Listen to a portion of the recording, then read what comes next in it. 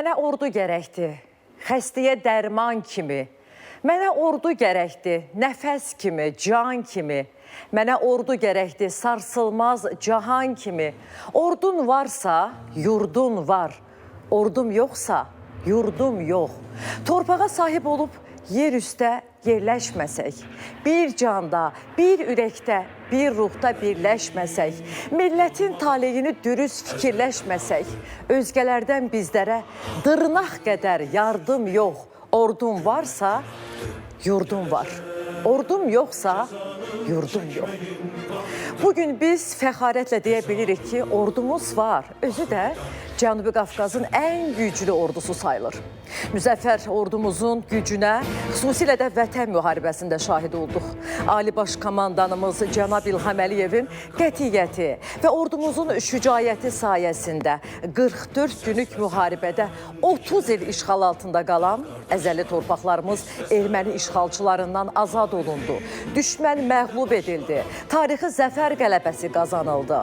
İkinci Qarabağ müharibəsi zamanı Azərbaycan ordusunun istifadə etdiyi döyüş taktikası dünya hərb tarixində yenilik hesab olunur və müvafiq ali hərbi məktəblərin dərsliklərinə sarılaraq öyrənilir. Ordumuzun qüdrətinin artmasında xalqımız tərəfindən göstərilən böyük dəstəyin də xüsusi rolu var. Xalqımız hər zaman ordumuzun yanındadır və dəmir yumruq xalq ordu birliyinin rəmzidir. Ordumuz milli mənliyimiz və qürurumuzdur. Bugün qürurumuz və güvənc yerimiz olan Azərbaycan Silahlı Qüvvələrinin yaranmasının 108-ci ili tamam olur.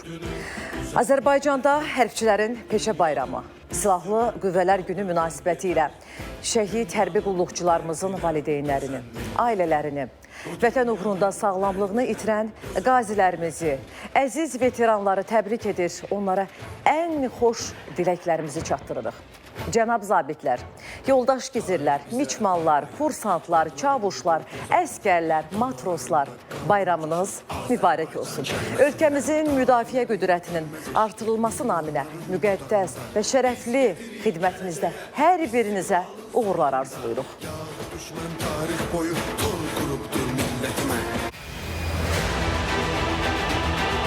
Azərbaycan Silahlı Qüvvələri böyük dərəcədə öz gücünü artırmışdır.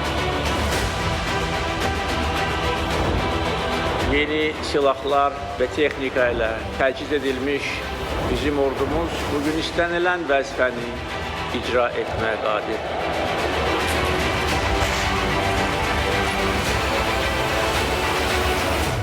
Eşq olsun Azərbaycan ordusuna, yaşasın Azərbaycan!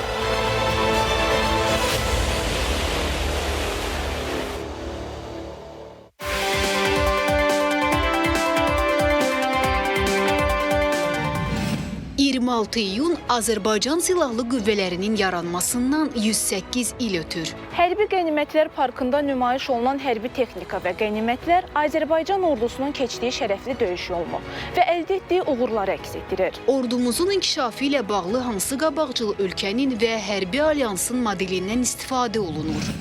Havalar istiləşdikcə kondisioner və sərinkeşlərdən istifadə halları artır. Ancaq bu avadanlıqlardan düzgün istifadə edilmədikdə sağlamlıq üçün ciddi problemlər yarana bilər. Bunların həm mənfi, həm müsbət cəhətləri var. Bəs soyuq havanın birbaşa bədənə təsiri hansı xəstəliklərə səbəb olur? İstidən qorunmaq istəyən şəxslər sağlamlıqlarını riskə atmamaq üçün nələrə diqqət yetirməlidirlər? Azərbaycan rəqsləri özündə qədim və zəngin tarixi daşıyır. 100 illərin süzgəcindən keçib bugünümüzə çatan bəzi rəqslər var ki, hazırki nəsil onlardan xəbərsizdir. Bənövşə rəqsi var idi, o da irtibatı. Əfsuslar olsun ki, onların sırasında Triməşal rəqsi, onların sırasında bilmədiyim rəqsi, eləcə nazvana rəqsləri. Milli rəqslərimizin unudulmaması üçün məsuliyyət kimlərin üzərinə düşür? Bu rəqslərə yenidən həyat bəxş etmək və onu gələcək nəsillərə çatdırmaq üçün hansı addımlar atılmalıdır? Ən qürurlu gününüzü necə xatırlayırsınız? 8 noyabr. Nəvəm imtahan verib, onun üçün çox sevindik. 2 işdə işləmişəm ki, öz komitimi alım.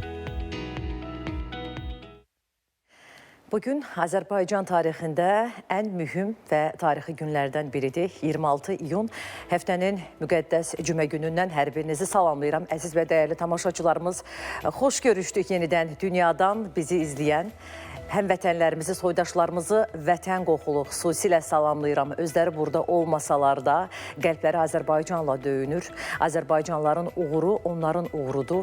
Allah Taala bu xalqa bir də kədər, qəm, qüssə, işğallar göstərməsin, qalibiyyət göstərsin və qalib xalqıq, bəli, müzəffər xalqıq, bütün dünya artıq bizi belə anır. Bugün də qürurlu günlərdən biridir, qeyd elədiyimiz kimi 26 iyun Azərbaycan Silahlı Qüvvələr günüdür. Hər birimiz üçün qanından Azərbaycan, damarlarından Azərbaycan qanı axan və yaxud da Azərbaycanı sevənlər, Azərbaycanın dostları üçün tarixi bir gündür, Silahlı Qüvvələr günümüzdür. Azərbaycan Silahlı Qüvvələrinin yaradılmasından qeyd elədiyimiz kimi 108 il ötür. 1918-ci il iyunun 26-sında Azərbaycan Xalq Cümhuriyyətinin qərarı ilə əsası qoyulan milli ordu qısa müddətdə ölkənin təhlükəsizliyinin əsas təminatçılarından birinə çevrildi. Mürəkkəb və şərəfli inkişaf yolu keçən Azərbaycan ordusu bugün regionun ən güclü ordularından biri hesab olunur. Gəlin şanlı ordumuzun keçdiyi şərəf yoluna birlikdə nəzər salaq.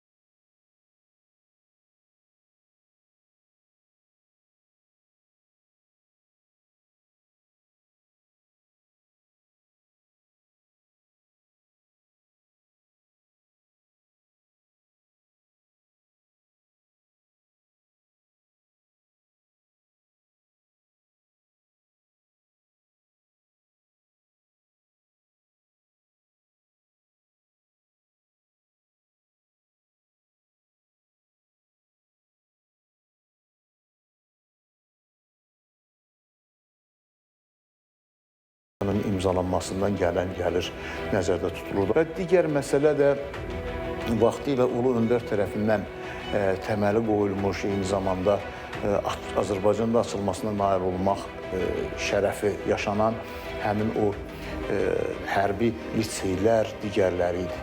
Və həmin hərbi liseylər sonradan artıq akademiya oldu.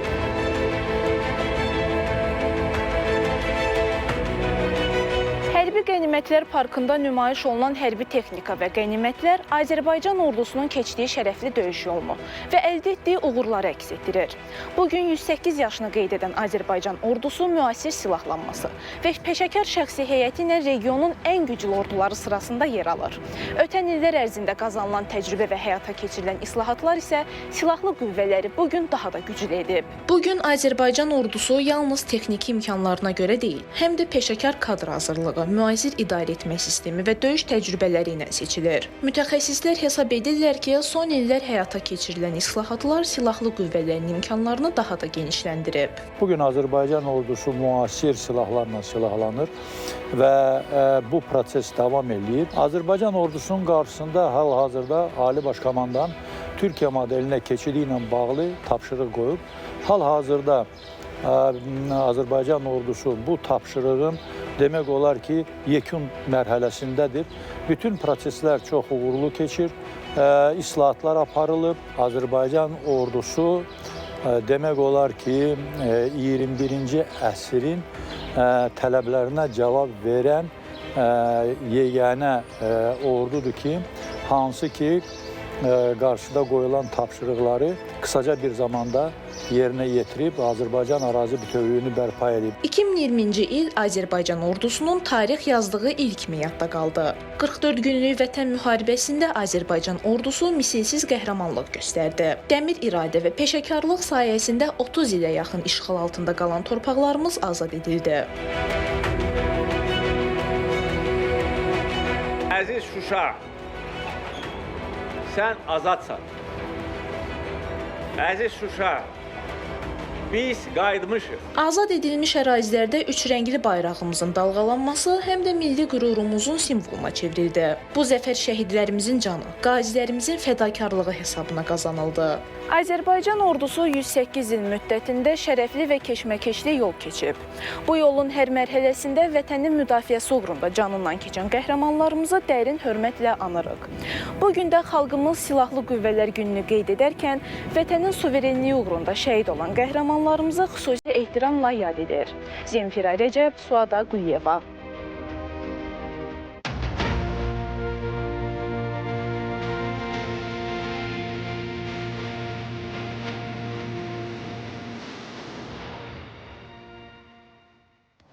Azərbaycan Respublikasının Prezidenti İlham Əliyevin sosial media hesablarında 26 iyun Silahlı Qüvvələr Günü ilə bağlı paylaşım edilib. Prezident İlham Əliyevin sosial media hesablarında həmçinin Azərbaycan ordusu ilə bağlı videoçarx paylaşılıb. Paylaşımda deyilir: Yaşasın Azərbaycan, yaşasın Azərbaycan Silahlı Qüvvələri, eşq olsun qüdrətli Azərbaycan ordusuna. Bundan başqa Azərbaycan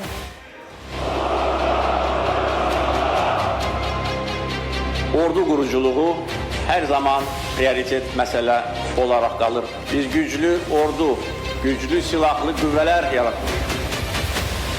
Ordumuzun döyüş qabiliyyətini artırmışıq. Ordumuzu ən müasir silahlarla, texnika ilə təchiz etmişik. Və bütün bu amillər və digər amillər bizim qələbəmizi, şanlı zəfərimizi şərtləndirir.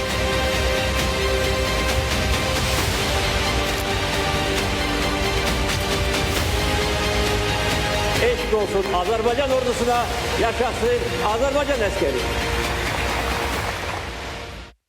Azərbaycan Respublikasının birinci vitse-prezidenti Mehriban Əliyeva da sosial media hesablarında 26 iyun Silahlı Qüvvələri Günü münasibəti ilə paylaşım edib. Paylaşımda deyilir: Xalqımıza zəfər sevincini bəxş etmiş ordumuzla qürur duyuruq. Allah vətən uğrunda qəhrəmancasına həlak olmuş şəhidlərimizə rəhmət eləsin. Uca Tanrı xalqımızı və doğma Azərbaycanımızı qorusun. 1918-ci ilin yayında Azərbaycan torpaqlarının müdafiəsi və ölkənin istiqlalının qorunması uğrunda həll edici döyüşlərdən biri Göyçay bölgəsində baş verdi. Osmanlı dövlətinin göndərdiyi Qafqaz İslam ordusu, komandanın Nuri Paşanın rəhbərliyi altında Azərbaycanın müxtəlif bölgələrindən toplanmış yerli könüllülər və milli hərbi dəstələrlə birlikdə erməni bolşevik qüvvələrinə qarşı mübarizə başladı. Bununla bağlı əməkdaşımız adı çəkilən bölgədə olub və material hazırlayıb. İzləyək.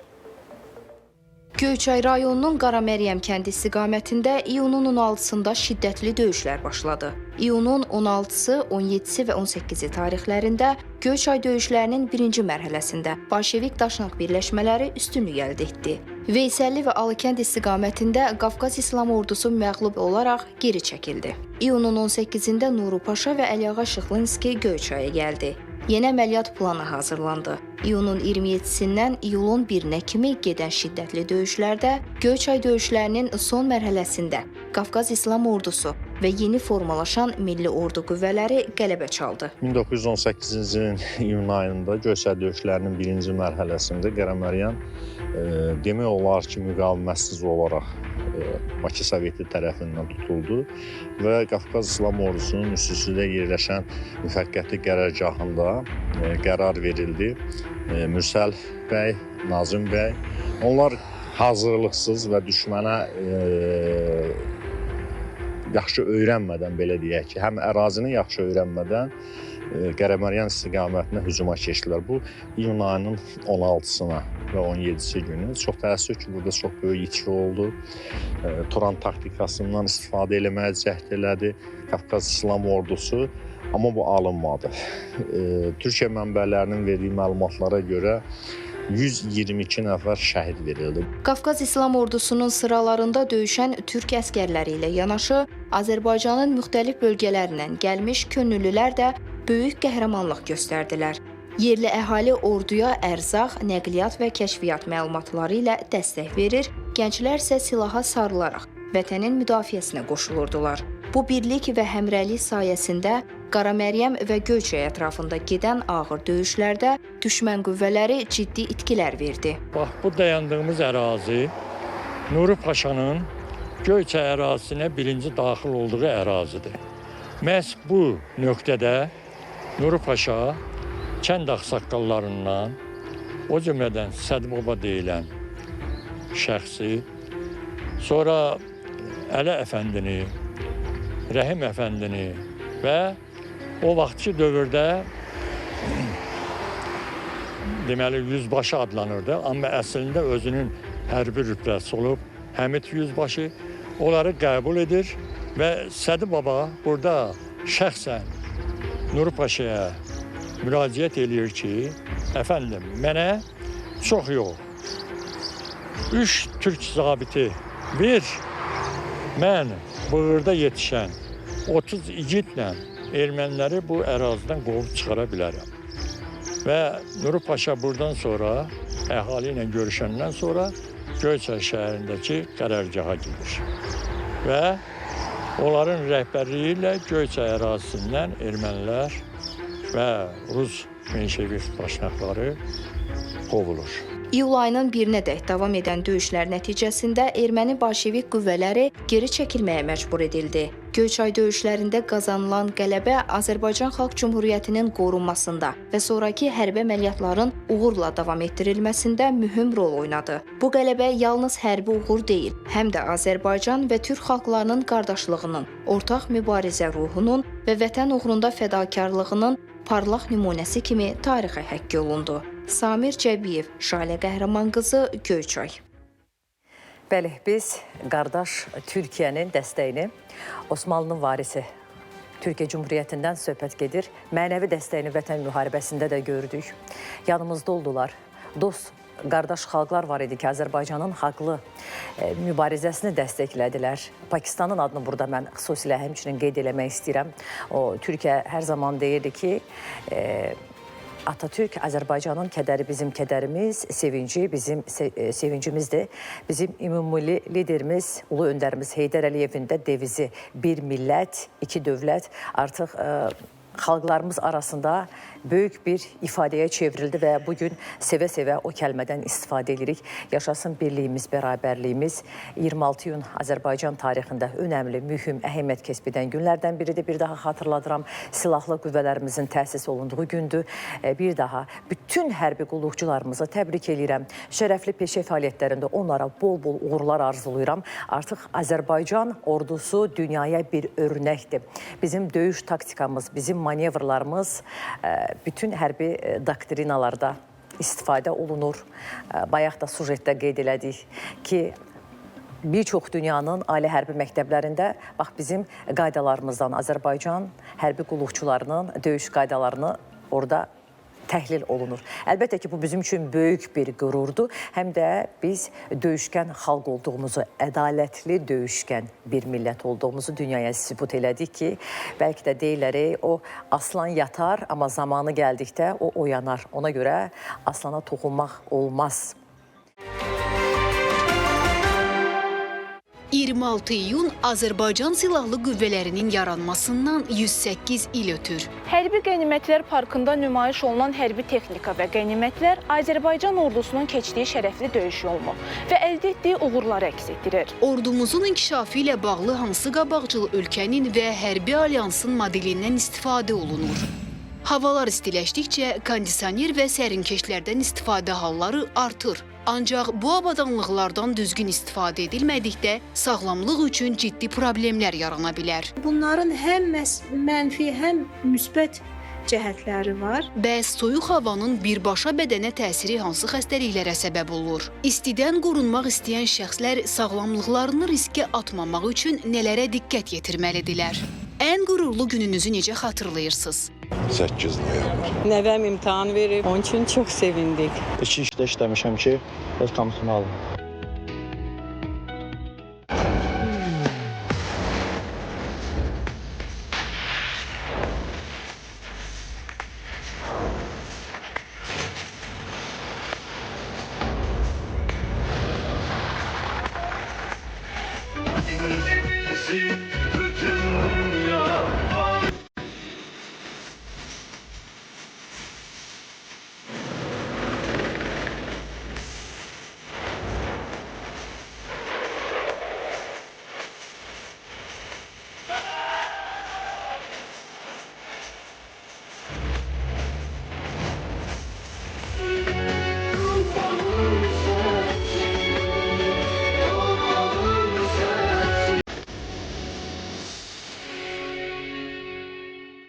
Bəli, bugün şanlı tariximizin 108-ci vərəqəsini çeviririk.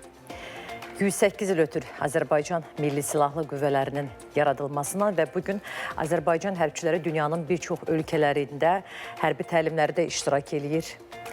Türkiyənin Konya şəhərində yerləşən aviabazada da hərbi qulluqçularımızın iştirakı ilə Anadolu Qartalı 2026 beynəlxalq taktiki uçuş təlimi keçirilir. Təlimə Azərbaycan Hərbi Hava Qüvvələrinin uçuş və texniki heyəti, həmçinin Su-25 hücum təyyarələri cəlb olunub.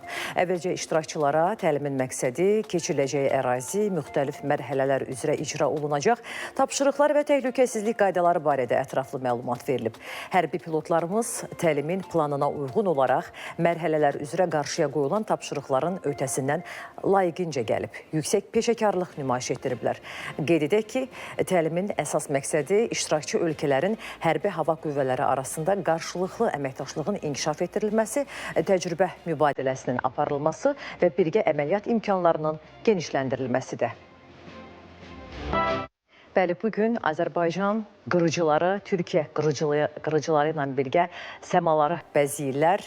Bu görüntülər düşmənə qorxu, dosta fəxarət hissi yaradır. Milli Müdafiə Universitetinin tabeliyində fəaliyyət göstərən Heydər Əliyev adlı Hərbi İnstitutun 26-cı buraxılışı baş tutub. Məzunlar və onların ailə üzvləri təəssüratlarını əməkdaşlarımızla bölüşüblər.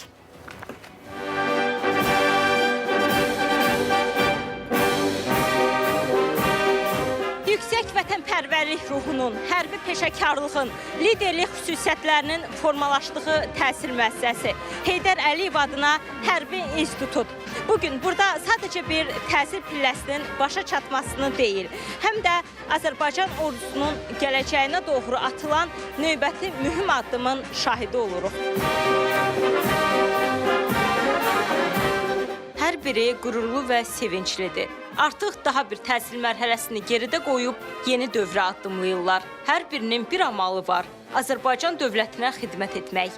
Heydər Əliyev adına Hərbi İnstitutun buraxılış mərasimində Müdafiə Naziri General-Polkovnik Zakir Həsənov bildirdi ki, Azərbaycan ordusu maddi texniki təminatına, müasir silah və texnologiyalara, döyüş hazırlığına, şəxsi heyətin peşəkarlıq səviyyəsinə görə regionun ən güclü ordularından birinə çevrilib.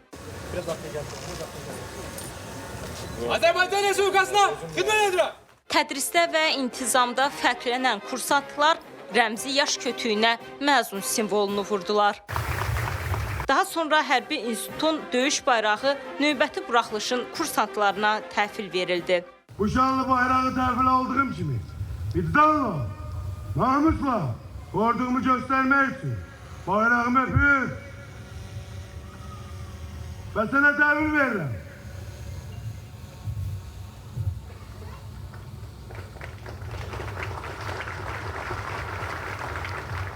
Başda aləm olmaqla müəllimlərimə və komandirlərimə göstərdikləri diqqət və qayğıya görə öz təşəkkürümü bildirirəm. Buraxılış mərasiminə həsr olunan tədbir başa çatdıqdan sonra valideynlər məzun övladları ilə görüşdü. Bu gün həyatımda əlamətdar günlərdən biridir. Çünki bu gün mən ilkin hərbi zabit rütbəsinə layiq görülmüşəm və Azərbaycan Respublikasının silahlı qüvvələrində xidmət etməkdən böyük qürur duyuram. Bir ana kimi oğlumla qürur duyuram ki, yəni bu cür övlad hərbiyə vermişəm.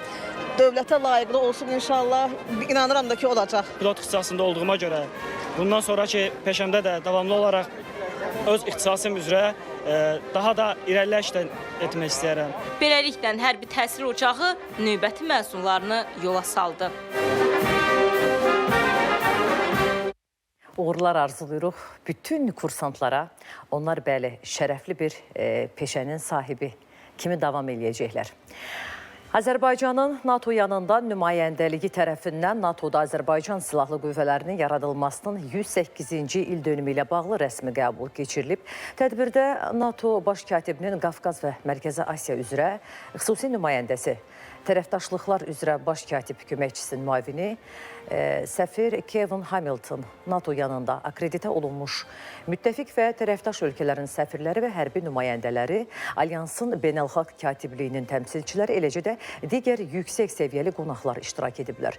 Rəsmi qəbulda müasir Azərbaycan ordusunun formalaşmasında ümummilli lider Heydər Əliyevin müstəsna rolunu vurğulanaraq bildirilib ki, onun əsasını qoyduğu hərbi quruculuq siyasəti prezident, Silahlı Qüvvələrin Ali Baş Komandanı İlham Əliyevin rəhbərliyi ilə uğurla davam etdirilir. Bu siyasətin nəticəsində Azərbaycanın suverenliyi və ərazi bütövlüyü tam bərpa olunub.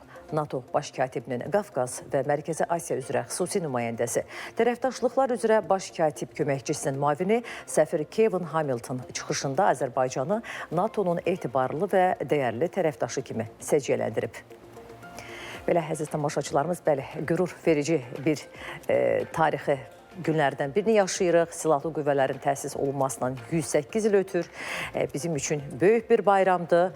Azərbaycan xalqı üçün önəmli bir gündür. Çünki ordun varsa yurdun var və bu yurdu keşiyində dayanan, bizim müdafiəmizi həyata keçirən, hansı ki evlərimizdə rahat yatırıq, qorxusuz, xofsuz yatırıq ki, əmin əllərdə də Azərbaycan. İstər ümumi idarəçilik baxımından, istər də hərbçilərimizin ayıq sayıqlığı nəticəsində Qarabağda gedən müharibəni biz Bakıda və digər bölgələrdə hiss eləmədik. Çünki orada lokal müharibədir və Azərbaycan elə bir siyasət yürütdü ki, elə bir hərbi aspektdən məsələyə çox məntiqli şəkildə yanaşdı ki, hər şey qaydasında davam edirdik Vətən müharibəsi dövründə və çox şükürlər olsun ki, müsbət nəticə ilə də biz müharibəni sona çatdırdıq. Cənubi Qafqaza Azərbaycanın qətiyyətli davranışı sayəsində əbədi sülh gəldi. Əminamanlığımız, sabitliyimiz daimi olsun. Əziz tamaşaçılarımız, hansı gün sizin üçün yadda qalandı, qürur verici bir gün olub? Bu, təbii ki, bizim zəfər günümüz, bayraq bayramımız, bayraq günümüz, bax elə 26 iyun Silahlı Qüvvələr günümüz və tarixdə çox şanlı bizim günlərimiz var. Hamımız üçün o qürur verici bir tarixdir. Həm bununla bağlı yaza bilərsiniz. Hər bir ailədən, demək olar ki, Azərbaycanın bütün bölgələrindən, hər bir evdən, hər bir ailədən 44 günlük Vətən müharibəsində iştirak edən bizim oğullarımız, qızlarımız oldu. Bu da ailələr üçün qürur vericidir. Şəhidlərimizi dərin minnətdarlıq hissi ilə yad edirəm. Onların uca ruhu qarşısında baş əyirəm. Hər kəs dünyadan gəldi, gedərdi. Amma şəhid adını qazanan əbədiyyən yaşayacaqdı hər iki dünyada. Onlar bizim üçün örnək yeridir, fəxr yeridir. Valideynlərinə buradan salamlarımı çatdırıram. Onlarla bərabər biz də qürurlanırıq ki, Azərbaycan belə igid oğullar yetişdirib. Dünyanın hər yerində inanın belə deyil.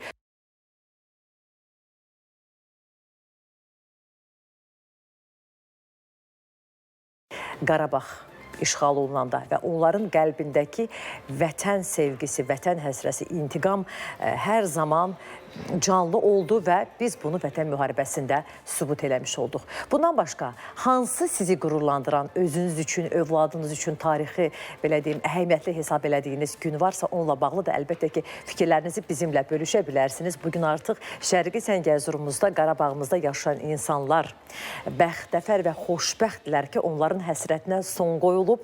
Onlar artıq çox əmin, aman və azad şəkildə öz doğma yurt yerlərində yaşayırlar. Xüsusilə də Qarabağlılarımızı bugün daha çox fəal olmağa səsləyirəm.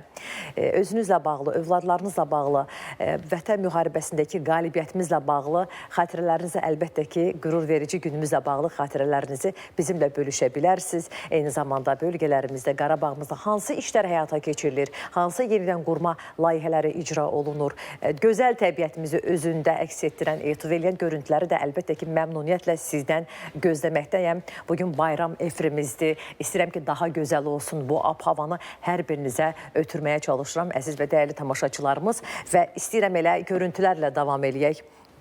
Cənub bölgəmizdən, gözəl Astaradan bizə qəşəng görüntülər gəlib. Onu yayımlayaq. Görüntü hardan gəlib dedim mən, Astara rayonundan gəlib. Baxaq, qəlbimiz, könlümüz, gözümüz açılsın.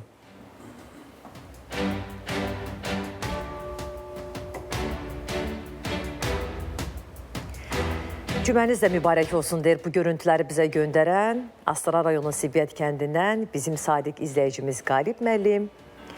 Və həmçinin deyir ki, bugün müqəddəs fəzilətli gündür, cümə günüdür. Bugün etdiyiniz dualar sizinlə olsun. Sevimli kanalın sevimli aparıcısı dəyərli Turan xanım və onun kollektivi. Ən qürurlu gün də deyir bizim üçün 8 noyabr, 26 iyun Silahlı Qüvvələr günüdür. Əlbəttə ki, bu hər birimiz üçün qürur yerimizdir ki, bax artıq biz Azad Azərbaycanda yaşayırıq.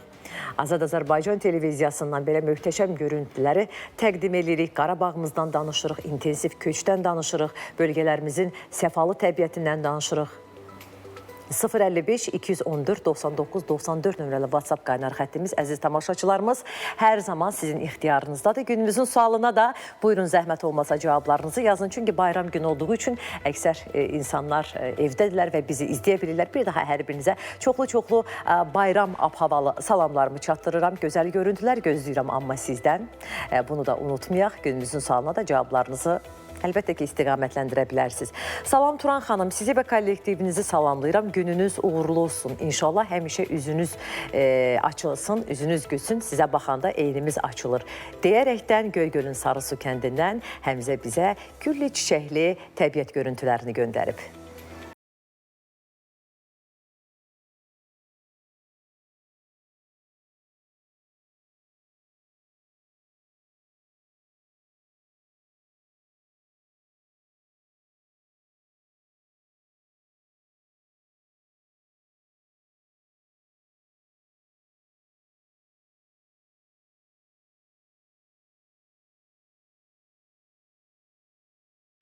Siz də yazın görək, əziz tamaşaçılarımız, ən qürurlu gününüzü necə xatırlayırsınız?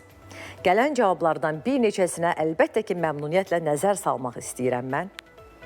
Sabahınız xeyir olsun Turan xanım, sizin də sabahınız xeyir olsun. Əziz tamaşaçımız, ən qürurlu günüm oğlum Zabit Mustafayev Fəhminin müharibədən qalib evə dönməsidir. Kürdəmirdən yazdı bizim tamaşaçımız. Bəli, əlbəttə ki, bundan qürurlu gün ola bilərmi?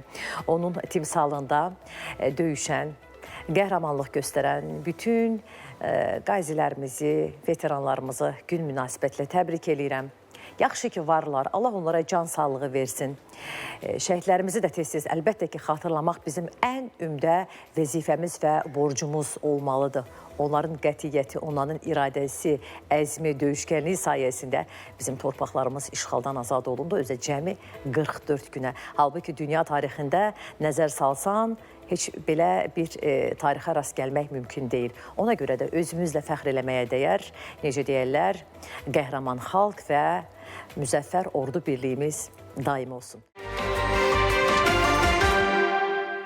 26 iyun Azərbaycan Silahlı Qüvvələrinin yaranmasından 108 il ötür. Hərbi Qənimətlər Parkında nümayiş olunan hərbi texnika və qənimətlər Azərbaycan ordusunun keçdiyi şərəfli döyüş yolunu və əldə etdiyi uğurları əks etdirir. Ordumuzun inkişafı ilə bağlı hansı qabaqcıl ölkənin və hərbi alyansın modelindən istifadə olunur? Havalar istiləşdikcə kondisioner və sərinkeşlərdən istifadə halları artır. Ancaq bu avadanlıqlardan düzgün istifadə edilmədikdə sağlamlıq üçün ciddi problemlər yarana bilər. Bunların həm mənfi, həm müsbət cəhətləri var. Bəs soyuq havanın birbaşa bədənə təsiri hansı xəstəliklərə səbəb olur? İstidən qorunmaq istəyən şəxslər sağlamlıqlarını riskə atmamaq üçün nələrə diqqət yetirməlidirlər? Ən qürurlu gününüzü necə xatırlayırsınız? 8 noyabr. Nəvəm imtahan verib, onun üçün çox sevindik. 2 işdə işləmişəm ki, öz komputumu aldım. Əziz tamaşaçılarımız, bəs siz ən qürurlu gününüzü necə xatırlayırsınız? O sizin üçün hansı tarixdə, hansı gündür, hansı andır? Əlbəttə ki, bizim üçün dövlət bayramlarımız, bizim xüsusi günlərimiz, tarixi əhəmiyyət daşıyan günlərimiz 26 iyun Silahlı Qüvvələrin təsis olunduğu gün. Bundan başqa 8 noyabr Zəfər bayramımız, Bayraq bayramımız, Konstitusiyamızın qəbul olunduğu gün 15 iyun, 26 iyun, 28 may. Yəni Azərbaycan tarixində çox əhəmiyyətli günlər var hər birimiz üçün. Xalq olaraq hər birimiz üçün qürur verici tarixdir. Bunları yaşatmalıyıq, dəyərini bilməliyik və övladlarımıza hər zaman vətənpərvərliyi aşmalıyıq, öz ana dilimizə olan sayğısını artırmalıyıq, öz dilimizdə gözəl danışmağı onlara öyrətməliyik, fəxr eləməliyik. Çünki biz köklü bir millətik, xalqıq. Bizim tariximiz var, özümüzün adət və ənənələrimiz var. Bugün də ölkə ərazisində Silahlı Qüvvələr Günü münasibətilə qeyri-iş günüdür. Elə fürsətdən istifadə edərək övladlarınızı Hərbi Qənimətlər Parkına apara bilərsiniz. Orada Azərbaycan ordusunun uğurlarını özündə əks etdirən eksponatlarla onları tanış eləyə bilərsiniz. Çünki biz hər gün vətənpərvər olmalıyıq. Çünki bu vətən bizimdir, bu vətən hamımızındır. Vətənimizin gəzməli, görməli, tarixi yerlərindən də gözəl görüntüləri əlbəttə ki, buyurub bizə göndərə bilərsiniz. Qaynar xəttimiz bütün istiqamətlərdə sizin üzünüzə açıqdır. Elə gəzməli, görməli yerlər demişkən, gələn bir neçə mənzərə görüntüsünə istəyirəm nəzər salaq, mümkünsə ekranlara gətirək.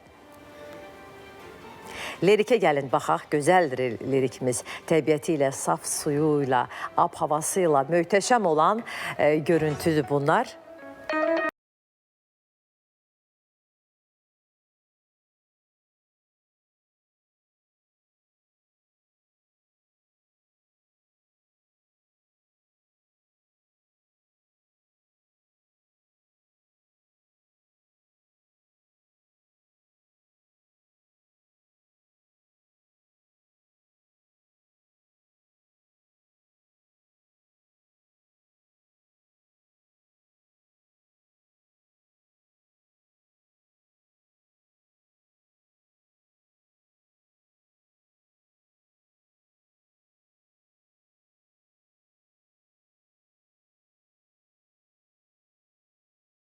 Azərbaycanımızın təbiətini təkcə biz sevmirik. Ölkəmizə gələn qonaqlar, turistlər valeh olur bizim ana təbiətimizə.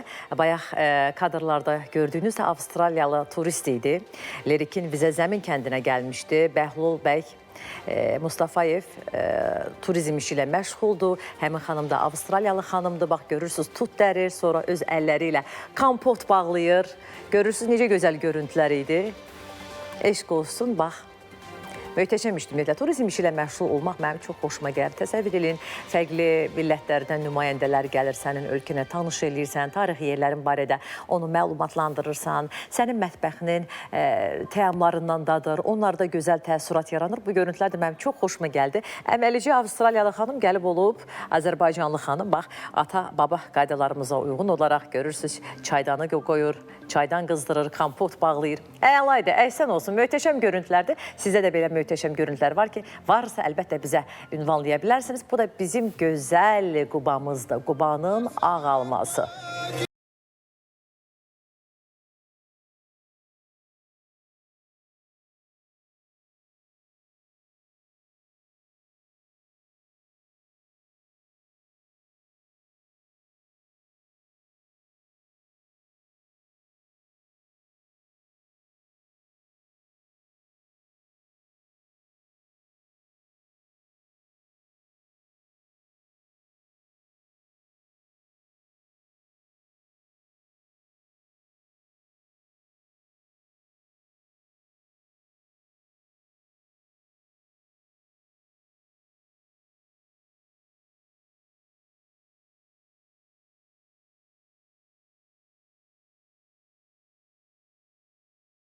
Və bu görüntüləri də bizə göndərmişdi Qubanın Əli kəndindən Əmrah bəy, sağ olsun. Hər zaman günümüzün suallarına dərhal cavab verir.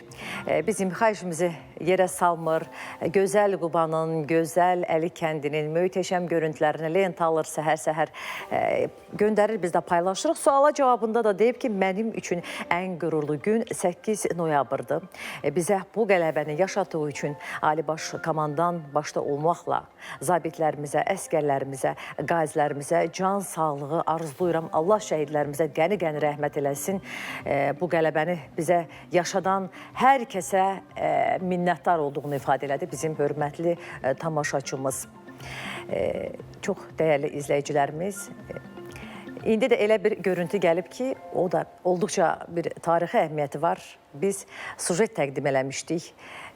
Qafqaz İslam Ordusu Azərbaycanı və müəyyən bölgələrimizi daşnaqlardan azad etmək üçün Azərbaycana gəlmişlər. 1918-ci ildən söhbət gedir.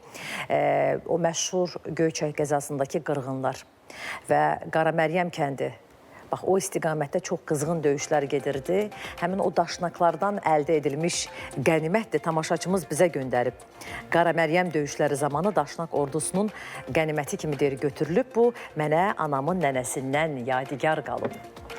Bəli, bizim hərbi qənimətlər parkında da bax belə öz ordumuzun gücünü, qüdrətini göstərən bir xeyli qənimətlər var. Vaxtınız, vədəniz varsa, gedin bir oranı da ziyarət eləyin. Biz ancaq bununla qürurlanmalıyıq. Belə əziz tamaşaçılarımız, gözəl görüntülər yenə də sizdən gözləyirəm. Qaynar xəttimiz qeyd elədiyim kimi sizin öhdəliyinizdədir. Günümüzün sualına da cavab verə bilərsiniz. Ondan sonra təbiətinin gözəlliklərini özündə etif edən görüntüləri də bizə göndərə bilərsiniz. Ondan sonra şahidi olduğunuz hər hansı bir maraqlı bir hadisə varsa, onu da lent alıb istiqamətləndirə bilərsiniz. Bir də dünyada yaşayan Azərbaycanlılar da bizi izləməkdədir. Əminəm ki, onların könlü, gözü Azərbaycandadır. Elə onlardan da biz mesajlar gözləməkdəyik. İndi də gəlin dünyada baş verən bir sıra önəmli hadisələrə nəzər salaq. Venezuelada baş vermiş zəlzələ nəticəsində həyatını itirənlərin sayı 188 nəfərə çatıb, 1520 nəfər yaralanıb.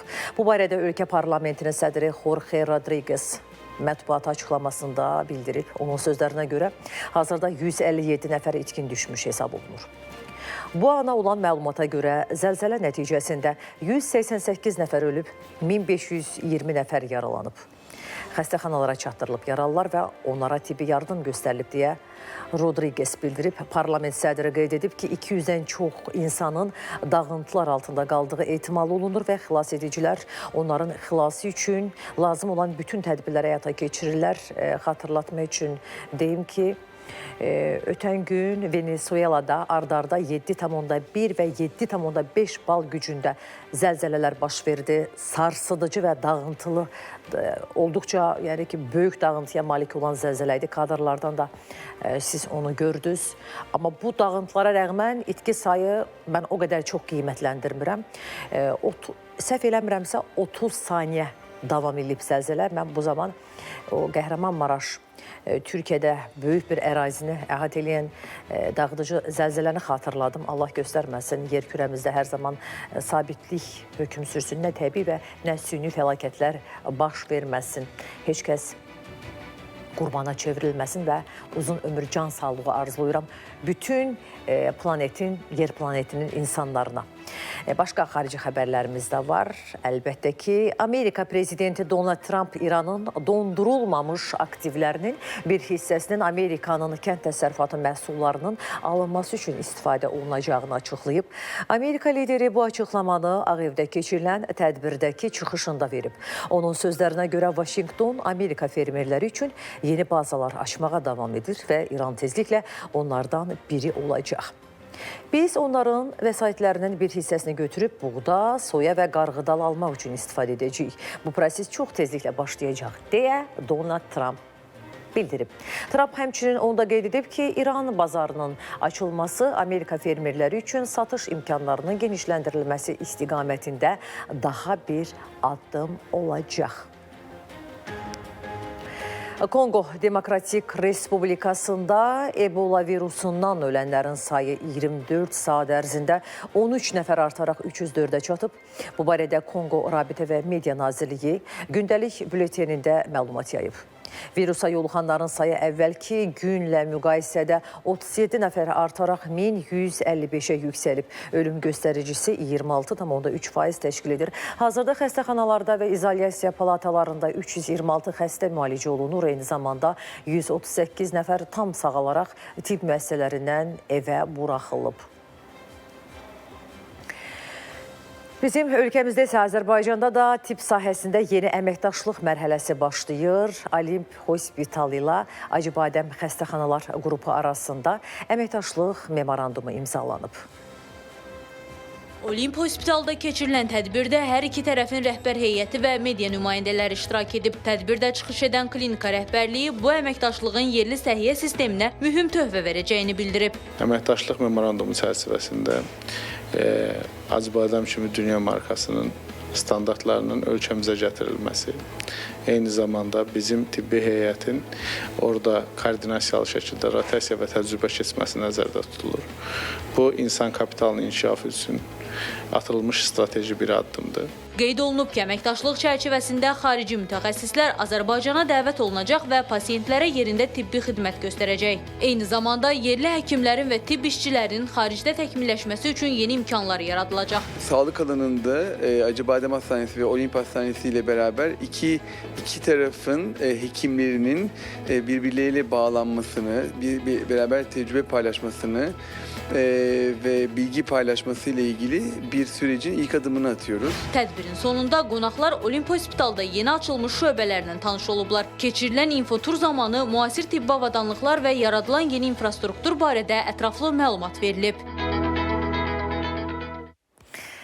Davam edirik, əziz və dəyərli tamaşaçılar. Saatlar 09:09 radələrini göstərir. Çox maraqlı bir hadisədir. Mən nə zaman telefona təsadüfən baxıramsa, orada cüt rəqəmləri görürəm. Artıq bunun bir zəruridirmi, yoxsa təsadüfmü adlandırmaq olar?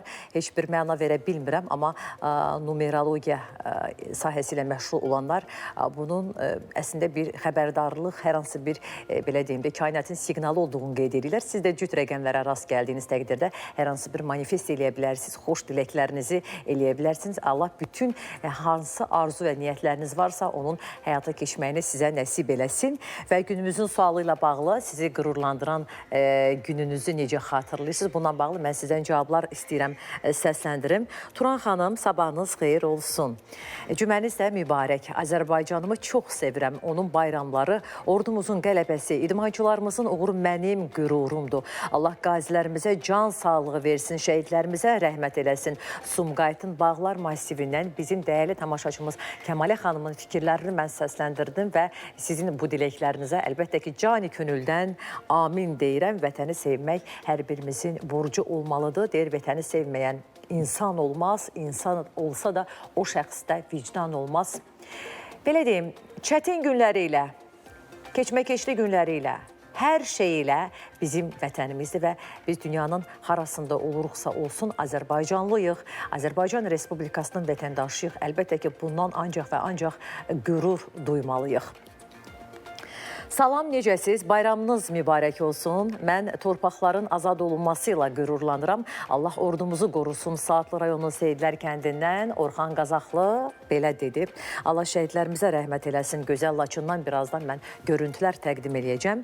Sonra tamaşaçılarımız bugünlə bağlı öz təəssüratlarını həm bölüşürlər, həm öz qürurlu günlərinin tarixini, xatirələrini də bölüşürlər. Salam, mənim üçün ən qürurlu gün hərbi xidmətdə and içdiyim gün olub. Sumqayıtdan Çəkməci Xəqani. Bəli, bundan gözəl nə ola bilər? Bu arada, yəni ki, bugün münasibətilə qeyd elədiyim kimi bütün hərbi qulluqçularımızı təbrik edirəm. Onların arasında polkovnik leytenant Şəhriyar Cəbrailov da var. Onun da timsalında bütün hərbçiləri təbrik edirəm. Onlara can sağlığı, fəaliyyətlərində bol-bol uğurlar arzuluyuram. Ümumiyyətlə, istər hərbçilər olsun, digər güc strukturlarının çalışanları olsun, jurnalistlər olsun, Onlar hər zaman əsasən də gücləndirilmiş iş rejimində çalışırlar.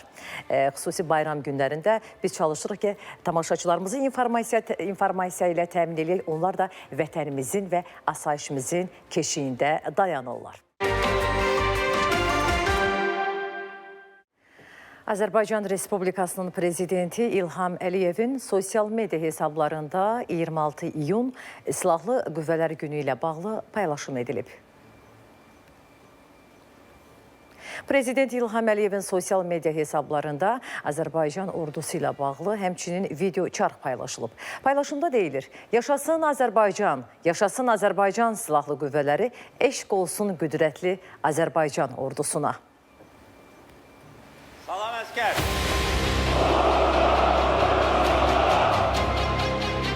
Ordu quruculuğu hər zaman prioritet məsələ olaraq qalır. Biz güclü ordu, güclü silahlı qüvvələr yaratmışıq.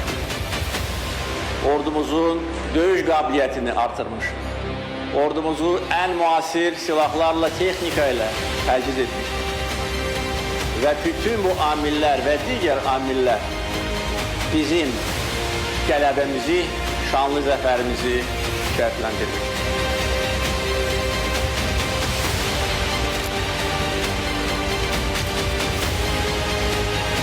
Eşq olsun Azərbaycan ordusuna, yaşasın Azərbaycan əskəri. Azərbaycan Respublikasının birinci vitse-prezidenti Mehriban Əliyeva da sosial media hesablarında 26 iyun Silahlı Qüvvələr Günü münasibəti ilə paylaşım edib. Paylaşımda deyilir, xalqımıza zəfər sevincini bəxş etmiş ordumuzla qürur duyuruq. Allah vətən uğrunda qəhrəmancasına həlak olmuş şəhidlərimizə rəhmət eləsin. Uca Tanrı xalqımızı və doğma Azərbaycanımızı qorusun. Amin deyirik, əziz Mehriban xanım. Bəli, bugün Azərbaycan Silahlı Qüvvələrinin yaranmasından 108 il ötür. 1918-ci il iyunun 26-sında Azərbaycan Xalq Cümhuriyyətinin qərarı ilə əsası qoyulan milli ordu qısa müddətdə ölkənin təhlükəsizliyinin əsas təminatçılarından birinə çevrildi.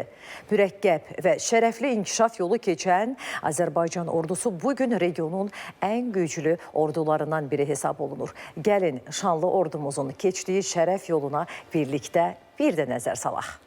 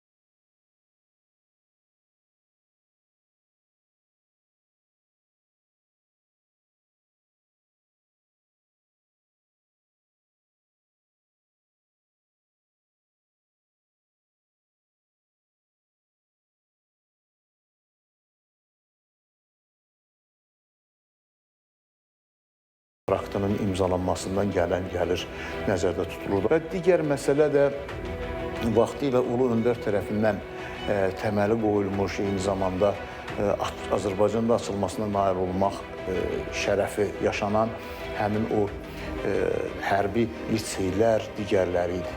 Və həmin hərbi liseylər sonradan artıq akademiya oldu.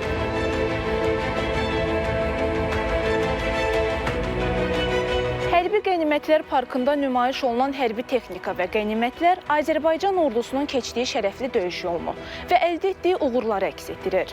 Bugün 108 yaşını qeyd edən Azərbaycan ordusu müasir silahlanması və peşəkar şəxsi heyəti ilə regionun ən güclü orduları sırasında yer alır. Ötən illər ərzində qazanılan təcrübə və həyata keçirilən islahatlar isə silahlı qüvvələri bugün daha da güclü edib. Bugün Azərbaycan ordusu yalnız texniki imkanlarına görə deyil, həm də peşəkar kadr hazırlığı, müasir idarə etmə sistemi və döyüş təcrübələri ilə seçilir. Mütəxəssislər hesab edirlər ki, son illər həyata keçirilən islahatlar silahlı qüvvələrin imkanlarını daha da genişləndirib. Bugün Azərbaycan ordusu müasir silahlarla silahlanır və bu proses davam edir. Azərbaycan ordusunun qarşısında hal-hazırda Ali Baş Komandan Türkiyə modelinə keçidi ilə bağlı tapşırıq qoyub. Hal-hazırda Azərbaycan ordusu bu tapşırığın demək olar ki, yekun mərhələsindədir. Bütün proseslər çox uğurlu keçir, islahatlar aparılıb. Azərbaycan ordusu demək olar ki, 21-ci əsrin tələblərinə cavab verən yeganə ordudur ki, hansı ki, qarşıda qoyulan tapşırıqları qısaca bir zamanda yerinə yetirib Azərbaycan ərazi bütövlüyünü bərpa edib. 2020-ci il Azərbaycan ordusunun tarix yazdığı ilk meyatda qaldı.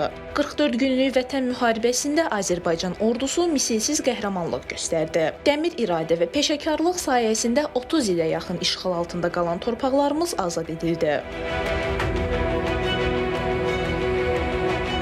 Əziz Şuşa, sən azadsan. Əziz Şuşa, biz qayıtmışıq. Azad edilmiş ərazilərdə üç rəngli bayrağımızın dalğalanması həm də milli qürurumuzun simvoluna çevrildi. Bu zəfər şəhidlərimizin canı, qazilərimizin fədakarlığı hesabına qazanıldı. Azərbaycan ordusu 108 il müddətində şərəfli və keşməkeşli yol keçib. Bu yolun hər mərhələsində vətənin müdafiəsi uğrunda canından keçən qəhrəmanlarımızı dərin hörmətlə anırıq. Bugün də xalqımız Silahlı Qüvvələr gününü qeyd edərkən vətənin suverenliyi uğrunda şəhid olan qəhrəmanlarımızı xüsusi ehtiramla yad edir. Zemfira Rəcəb, Suada Quliyeva. Bugün bəzi hərbçilər üçün 2 qat bayramdır. Həm Silahlı Qüvvələr gününü qeyd edirlər, onların bayramıdır. Eyni zamanda dövlət başçısının sərəncamına əsasən ordumuzun 108-ci il dönümü münasibəti ilə bəzi hərbi qulluqçulara general, mayor hərbi rütbəsi verilib. Təbrik edirəm. Uğurları bol olsun. Vətənimizin müdafiəsində dayanırlar. Bu ada həqiqətən də layiqdirlər və qeyd elədiyim kimi bəziləri üçün 2 qat bayramda, hətta bəzi hərbçilər var ki, ad günlərini qeyd edirlər. Onlardan biri də hərbi hissə komandiri olan Qasımov Fuaddır. Doğum günü təbrik edirik. Ona can sağlığı arzuluruq. Bir təbriki də diqqətə çatdırmaq istəyirəm. Bəli, bu demək Qasımov Fuaddır. 44 günlük vətən müharibəsində yəni qürurla öz vəzifə borcunu yerinə yetirib. Həmçinin mənim hərbçi əmim oğlu Murad Novruzovun bugün ad günüdür. Bundan başqa digər əmim oğlu da inşallah o da universiteti sağ-salamat bitirib hərbi xidmətə yollanar. Nihat Novruzovun da ad günüdür. Bəli, bizim nəsil üçün əlamətdar bir gün sayılır. Bütün bugün ad günü olanlara eyni zamanda xüsusilə də hərbçilər varsa aralarında hər birini ayrı-ayrılıqda təbrik eləyirəm.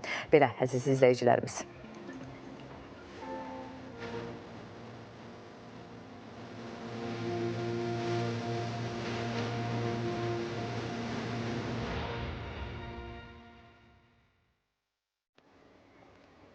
Dilimiz çox zəngin və ahəngdardır. Tarixi köklərə malik olan Azərbaycan dilində danışmağı çox sevir və fəxr edirəm bununla. Ulu öndər Heydər Əliyev Azərbaycan dilini, öz ana dilini çox sevirdi. Çox mükəmməl səviyyəsində ana dilində danışırdı. Hər birimiz üçün bu bir örnək yeri olmalıdır. Xəbərin olsun, verilişində həftədə 2 dəfə dilimizə olan diqqətin göstəricisi olaraq Dil Bil rubrikası təqdim edirik və dilçi alimimiz Azərbaycan dilində hansı söz necə yazılmalıdır və əslində necə tələffüz edilməlidir. Bax, buna dair maraqlı fikirlərini bizimlə bölüşür. Gəlin görək bu dəfə dilçi alimimiz nələri tövsiyə edəcək.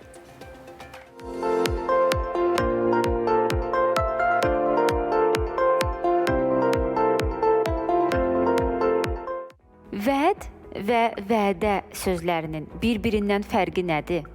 Hər iki sözün kökü eyni sözdəndir. Əlbəttə ki, aldığımız dildə, yəni mənbə dildə. Bu sözün aldığımız dildəki mənası söz və ya zaman vermək anlamına gəlir. Zaman keçdikcə sözlərin bir-birindən mənası fərqlənir və dilimizdə müxtəlif mənalar kəsb edir. Bugün vəd vermək, vəd almaq və sair mənalarda dilimizdə geniş işlənməkdədir. Vədə də zaman anlamında istifadə olunur və vədə almaq, vaxt almaq, görüş təyin etmək mənalarında istifadə olunur. Hər iki söz şairlərimizin yaradıcılığında geniş əks olunmuşdur. Molla Vəli Vidadinin təbirincə desək, könül həsrət, can müntəzir, göz yolda. Ömr azaldı, vədə keçdi san ilə. Məmməd Araz isə deyir ki, dünya durur yerindəcə, ömür keçir gündüz, gecə. Hər amalın, hər arzunun öz vədəsi var sadəcə.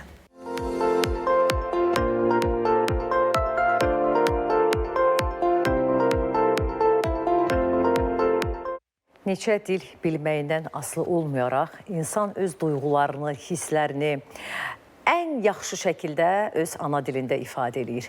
Bu cür maarifləndirici rubrikaya görə filologiya üzrə fəlsəfə doktoru Dürdanə xanım Rəhimzadəyə həm təşəkkürümüzü bildirir, həm də salamlarımızı çatdırırıq. Əziz tamaşaçılarımız, İspan rəssam Pablo Picasso'nun fotoqraf Dora Mar'ın portreti Londonda keçirilən hərraçda 1,7 milyon dollara satılıb. Hərracı Sotheby's təşkil edib. 1936-cı ildə çəkilən əsərin ilkin qiyməti 600-800 min funt sterling qiymətləndirilsə də, yekunda 1,3 milyon funt sterlingə satılıb. Hərracda Claude Monet, Vincent van Gogh, Pierre Bonner və Marc Chagall'ın əsərləri də öz alıcılarını tapıb. Belə bir maraqlı xəbəri də istədik. Sizinlə bölüşmüş olaq. Çünki elə insanlar var ki, onlar rəsm əsərləri, onun xəstəsidirlər, hərraçlara qatılırlar. Ondan sonra baxın, görün nə qədər pul verib, 1,7 milyon dollar az deyil. Həmin o əsəri əldə eləmək istəyiblər. Və bu, belə deyək də, həmin o rəsm həvəskarları üçün, ondan sonra Pablo Picasso'nun əsərlərini sevənlər üçün bu xəbəri mən məmnuniyyətlə təqdim elədim. Və əlbəttə ki, başqa xəbərlərimiz də var, araşdırma sujetlərimiz də var, insanları narahat edən bir sıra məsələlər var. Hər zaman onu diqqətdə saxlayırıq. Verilişimizdə hər zaman qaynar xəttimizi siz görürsünüz. Verilişimizdən sonra da sizi narahat edən, qayğılandıran, sizin belə deyim, keyfinizi pozan sosial problemlər varsa, əlbəttə ki, göndərə bilərsiniz. Sizdən gələn hər bir məktub biz tərəfdən diqqətlə izlənilir. Zəruri olduğu halda əməkdaşlarımız sizin müraciətiniz əsasında çəkilişlər həyata keçirirlər. Havalar deyirəm, əməli başlı isinib, özü də elə-belə isinməyib. Deyirik ki, görəsən yay nə vaxt gələcək, yay gəldi, özü də bütün gücü ilə. Yəni ki, yayda insan hər zaman daldalanmağa, sərinləməyə bir yer gəzir. Bunun üçün də gözəl zonalarımıza üz tutmaq lazımdır. Bəli. Davam edirik. Balakən rayon sakinləri vəziyyətlə bağlı həyəcan təbili çalırlar. Söhbət hansı vəziyyətdən gedir? Qarşısına çıxan, bütün yaşıllıqları məhv edən zərər verici havaların isinməsi ilə sürətlə artmağa başlayıb. Havanın hərarətinin yüksəldiyi bir neçə gün ərzində artıq bütün meyvə ağaclarında görünən qurdlar, əgər tədbir görülməzsə, qısa müddət ərzində bütün yaşıllıqları məhv edəcək. Görəsən, bu hansı qurddur? Bax, onu araşdırmışıq.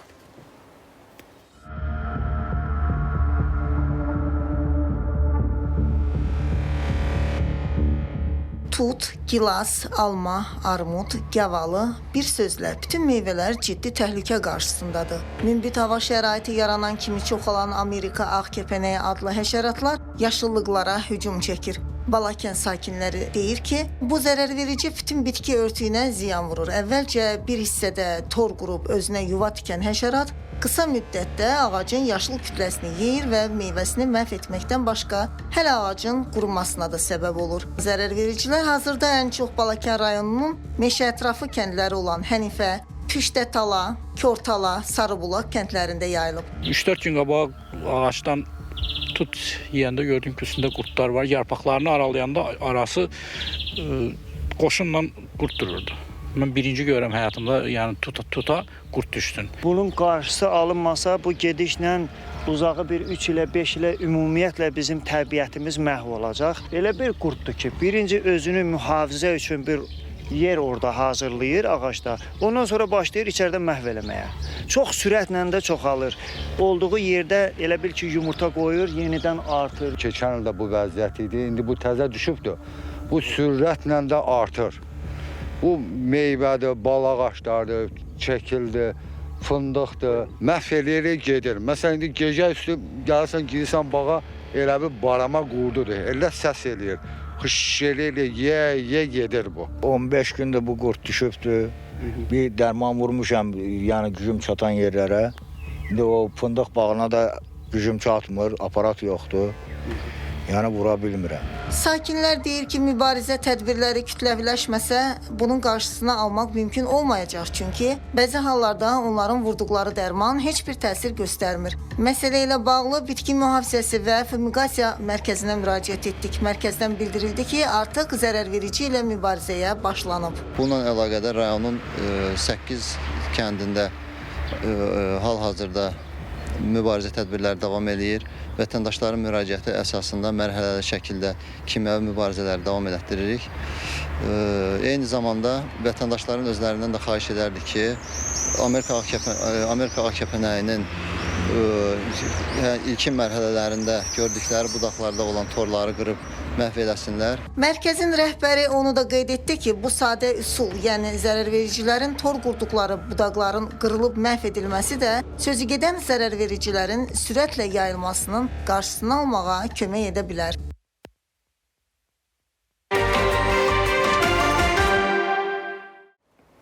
Xoş gördük yenidən bizim çox sayğıdəyər tamaşaçılarımıza. Ümid edirəm hər biriniz yaxşısınız. 09:45 göstərir saat. İndi bizə baxan varsa günümüzün sualını elan eləmək istəyirəm onlar üçün. Elə saat 8-dən izləyənlər üçün də xatırlatma edirəm ki, ən qürurlu gününüzü necə xatırlayırsınız. Əlbəttə ki, xüsusi bayramlar, ondan sonra dövlət bayramları hər birimiz üçün önəmli gündür. Xüsusilə Zəfər günümüz 26 iyun silahlı qüvvələrimizin təsis olunduğu gün, canımıza desin bayraq günümüz, konstitusiyamızın qəbul olunduğu gün, qurtuluş günümüz, yəni tariximizdə çox belə şanlı səhifələrimiz var. Bir də var özümüzə xas, bizi qürurlandıran, ailəmizin, övladlarımızın hər hansı bir uğuru ki, o bizi qürurlandırır. Bax, onları necə xatırlayırsınız? Günümüzün sualı bundan ibarət idi. Əlbəttə ki, bizim qaynar xəttimizə cavablarınızı yaza bilərsiniz. İndi təqdim edəcəyim xəbər isə olduqca xoş olmayan və bu insanlar yəni çox naqis bir əmələ əl atıb cavabını alan şəxslərlə bağlı xəbəri təqdim edəcəm. Deməli, Daxili İşlər Nazirliyinin Baş Narkotiklərlə Mübarizə İdarəsinin əməkdaşları tərəfindən narkotik vasitələrin qanunsuz dövriyyəsi və satışının qarşısının alınması istiqamətində əməliyyat tədbirləri davam etdirilir. Paytaxt və bölgələrdə keçirilən növbəti əməliyyat zamanı 37 yaşlı Müzadil Məmmədov, 35 yaşlı Kamran Məmmədov, 40 yaşlı Xanım Qardaşova, 43 yaşlı Rövşən Nəsirov, 42 yaşlı Fərid Nəzərov, 26 yaşlı Orxan Abbasov, 27 yaşlı Eyyub Məmmədov, 43 yaşlı Abdullah Məmmədov və 36 yaşlı Müseyib Həsənov saxlanılıblar. Həmin şəxslərdən 46 kiloqram tərkibinə zərərli maddələr əlavə edilmiş marixuana, heroin, tiryə, kəşiş, eləcə də yüksək təsirli narkotik vasitə olan kokain, 2087 ədəd psixotrop tərkibli metadon, ekstazi, həbi, elektron tərəzilər və narkotiklərin satışından əldə edilən 5000 55.270 manat pul vəsait aşkarlanıb. Araşdırmalarla müəyyən olunub ki, şəxslər xarici narkotacirlərin tapşırıqları əsasında ölkə ərazisində narkotik vasitələrin qanunsuz dövriyyəsini təşkil ediblər. Faktla bağlı cinayət işi başladılıb. Saxlanılan şəxslər barəsində məhkəmənin qərarı ilə həbs qəti imkan tədbirləri seçilib, araşdırmalar davam etdirilir. Yəni, nə qədər ki, bu şəxslər bu cür əməllərə əl atacaqlar, o qədər də onlar təqib olunacaqlar və geri gələndə cinayət məsuliyyətinə cəlb olunacaqlar. Ona görə belə naqis əməllərin axırı yoxdur. Bu fikrə düşənlər də elə qəti şəkildə əl çəksinlər.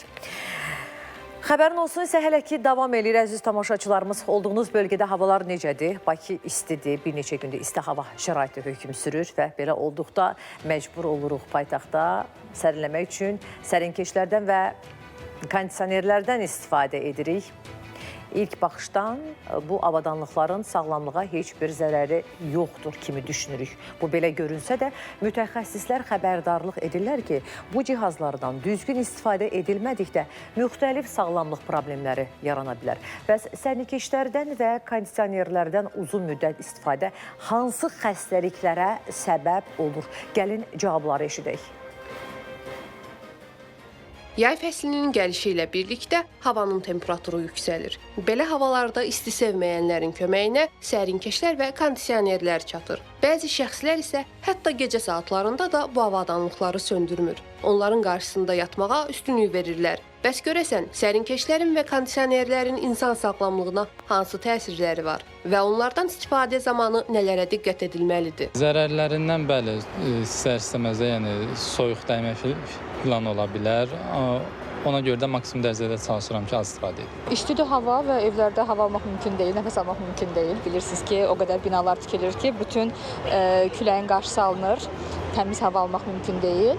Toz torpaq olur hər yer. Ona görə də kondisionerlərdən istifadə edirik ki, evimiz daha sərin olsun. Zərərlərini də təbii ki bilirik, amma ki bəzi hallarda mümkün olmur kondisionersiz. Mütəxəssislərin sözlərinə görə kondisionerlərdən uzun müddət istifadə etmək sağlamlıq üçün müəyyən risklər yaradır. Xüsusilə birbaşa sərin hava axınına məruz qalmaq tənəffüs yollarının qurumasına, əzələ və oynaq ağrılarına, eləcə də bəzi allergik problemlərin güclənməsinə səbəb ola bilər. Kondisionerlər və sərinkeşlər yayda çox istifadə olunur və bunların həm mənfi, həm müsbət cəhətləri var. Lakin düzgün istifadə olunmalıdır. Hər kondisionerlər, həm sərinkeşlər. Əgər otağın temperaturu 24-26 dərəcədə saxlanılırsa, külək birbaşa insanın üzərinə vurmursa, o zaman istifadəsi məsləhətdir. Lakin orqanizmə birbaşa, bədənə birbaşa vurursa onun küləyi, bu boyun və bel ağrılarına səbəb ola bilər. Filtri təmizlənmirsə, onun üzərində toplanan toz hissəcikləri, bakteriyalar, kif göbələkləri, bunlar xəstəlik yarada bilərlər, müxtəlif problemlərə yol aça bilərlər. Bronxial asması və allergik riniti olan şəxslərdə xəstəliyin biraz da aktivləşməsinə gətirib çıxara bilərlər. Sonra üzərində yığılan o bakteriyalar müxtəlif xəstəliklərin aktivləşməsinə və mövcud olan xəstəliyin daha da ağır keçməsinə səbəb ola bilirlər. Uzun müddət kondisionerlərin və sərinkeşin istifadəsi havanın qurumasına gətirib çıxarır, tənəffüs yollarında göz quruluğuna gətirib çıxarır. Mütəxəssislər bildirirlər ki, yay aylarında sərinləmək vacib olsa da, sağlamlığı qorumaq daha önəmlidir. Bu baxımdan yayın istisindən qorunmağa çalışarkən, orqanizmi riskə atmamaq üçün kondisioner və sərinkeşlərdən istifadə zamanı sadə qaydalara əməl etmək kifayətdir.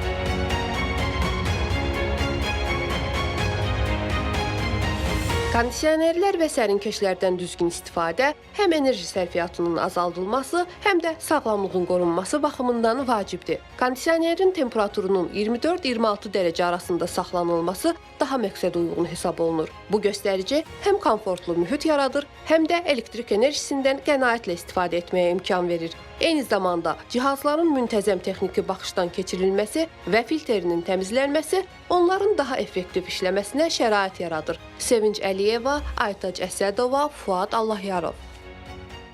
Təkcə kondisionerlərin altında deyil, bir çox insan da ağaçların altında sərinləməyə daha çox üstünlük verir. Bir vaxtlar kölgəsi ilə insanlara sığınacaq olan çınar ağacı indi təhlükə saçır. Binəqədi rayonu Fərman Məlikov küçəsi 31 ünvanında yerləşən qurumuş çınar ağacı sakinlərin sözlərinə görə hər an faciəyə səbəb ola bilər. Bəs problem nə vaxt öz həllini tapacaq? Təfərrüatlar sujetdə.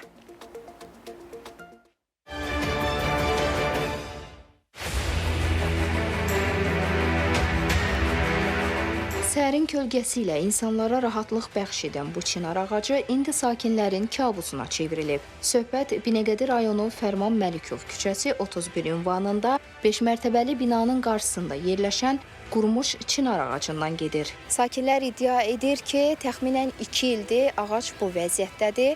Onların sözlərinə görə hətta güclü külək nəticəsində ağaclardan biri aşaraq avtomobilə ciddi ziyan vurub.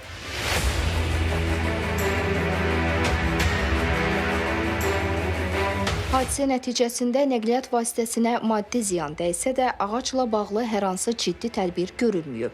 Ərazidə yaşayanlar deyirlər ki, bu ağacın altında hər gün insanlar hərəkət edir. Məktəbə gedən uşaqlar, işə tələsən sakinlər, yaşlı insanlar, eləcə də ərazidə oynayan az yaşlılar təhlükə ilə üz-üzə qalırlar. Qurumuş ağacın budaqlarının qırılması və ya bütövlükdə aşması ehtimalı hər an mümkündür. 3 ay qabaqdan gəlib birka vurdular bütün ağacların üstünə ki, gəlib kəsiləcək. 3-4 gün qabaq ağacın biri açdı, gəlilər ağacı kəsdilər, bu birislərində birka olmağına baxmayaraq gəlib onu kəsmədilər. Dəfələrlə israr elədim, deyir ki, kəsmirik. İndi bilmirəm niyə kəsmirlər, nədir, quru ağacdır, dəfələrlə budaqlar qırılıb. 2 dənə maşına aşıb xəsarət yetirib, tok naqillərini qırmışdı burada. 6 ayda da bunu qeydiyyata alıblar, hələ də gəlib kəsmirlər. Yəni bu qurumuş 2 ildir, 2 ildən də daha artıq qurumuş çınar ağacı kimə lazımdır ki? Çiçəklənməyəcək, pöhrələnməyəcək, heç kəsə faydası yoxdur ziyanından başqa. Demək, xahişimiz budur ki, bunu gəlib kəssinlər. Hər hansısa bir xətanın qarşısını alsınlar. Sakinlər bildirirlər ki, məsələ ilə bağlı dəfələrlə aidiyyatı qurumlara müraciət ediblər. Onların sözlərinə görə ağacın yaratdığı təhlükə artıq real hadisə ilə özünü göstərsə də, problem hələ də aradan qaldırılmayıb. Yazılı şəkildə müraciət eləmişik. Bu ağacları heç olmasa budamaq məqsədi olsun. Bu qurumuş ağacdır. Görünür bu neçə ilin ağacıdır. Bu bunun dibi laxlayıb yoxdur. Quruması ilə bağlı siz dediniz ki, biz müraciət eləmişik. Sizə nə əsas gətirdilər? Bizə əsas gətirib verir. Bu ağacı gəlib nömrələyib verir. Kəsilməlidir. Bu gün gəlirlər, sabah gəlirlər. Məsələ ilə bağlı Bakı Şəhər Yaşıllaşdırma Təsərrüfatı Birliyinə müraciət etdik. Qurumdan cavab olaraq bildirildi ki, müvafiq dövlət qurumunun rəyi əsasında Bakı Şəhər Yaşıllaşdırma Təsərrüfatı Birliyi tərəfindən qurumuş çınar ağacı yaxın vaxtlarda kəsilərək ərazidən götürüləcək. Şalə Qəhrəman qızı, Səbuhi Kərimli. Yenicə aldığımız məlumata görə təhlükəli ağac Bakı Şəhəri Yaşıllaşdırma Təsərrüfatı Birliyi tərəfindən kəsilərək ərazidən götürülüb. Bəli, bu bizim çəkilişimizdən sonra mümkün oldu. Əlbəttə ki, bu da təbii ki, bizi qürurlandırır ki, çəkilişimizə hansı ki, insanlar müraciət eləyirlər, biz işıqlandırırıq, problem həllini tapır. Biz bundan ancaq və ancaq sevinə bilərik.